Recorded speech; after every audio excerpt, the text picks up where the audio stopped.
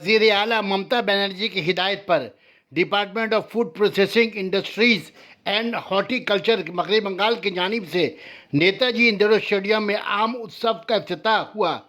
ममता हुकूमत के सभी वज़रा आम उत्सव में शरीक रहे।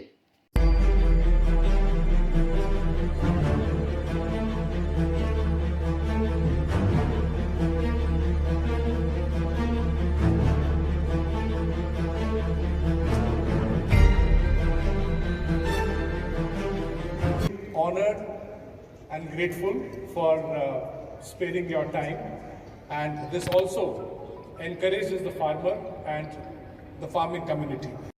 আম উৎসবের সূচনা আমরা করছি।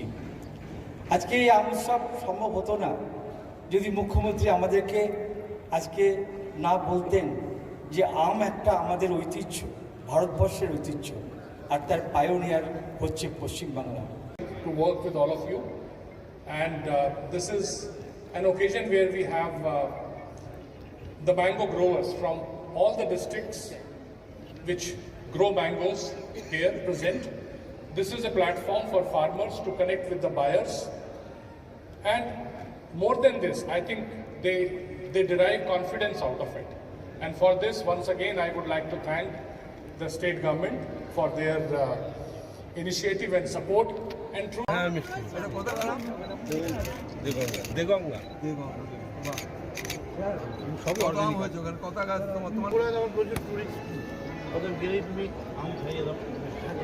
সব চলবে, এটা সার্থক হবে, এখানে অনেক বেচাকেনা হবে এবং অনেক মানুষ তাদের উপার্জন বাড়াতে পারবে। ধন্যবাদ। খুব ভাল লাগছে ভাই। আম তো আমায় আরেকদিন আসতে হবে, আমার ওয়াইফকে নিয়ে আসতে হবে আম উৎসবে। আর কি বলবেন এই আম উৎসব? স্পেশাল দুটো আম আছে, স্পেশাল দুটো আম। কি আম রে? আপনি চলো কি বলবেন?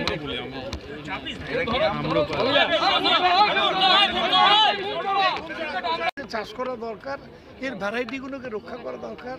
যেমন আমার দপ্তরে আমরা ২৫০০ ভ্যারাইটির ধান রক্ষা করছি। এই পশ্চিম বাংলাতে ২৫০০ ধরনের ধানকে রক্ষা করছি। তেমনি আমি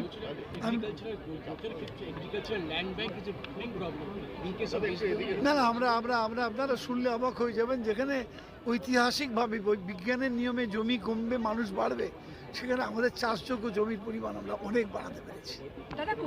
কেন্দ্র করে এত চাঁদের হাট কি বলবেন?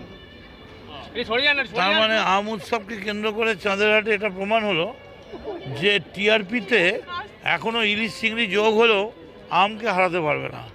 কারণ ইলিশ চিংড়ির কোনো গন্ধ বেরোয় না, যে গন্ধটা বেরোয় খুব পচা গন্ধ, খেতে হয়তো ভালো, কিন্তু আমের গন্ধ, আমি এখানে ঢোকার আগে এয়ার কন্ডিশনের হাওয়ায় গেট অবধি আমের গন্ধ পৌঁছে গেছে। এবং এই আম এমন একটা জিনিস, আমের মধ্যেই মাও রয়েছে, আমও রয়েছে। যদি আটা উল্টে নিয়ে পরে ম দেওয়া যায়, তাহলে আম আর মা দুটোই হয়ে যায়।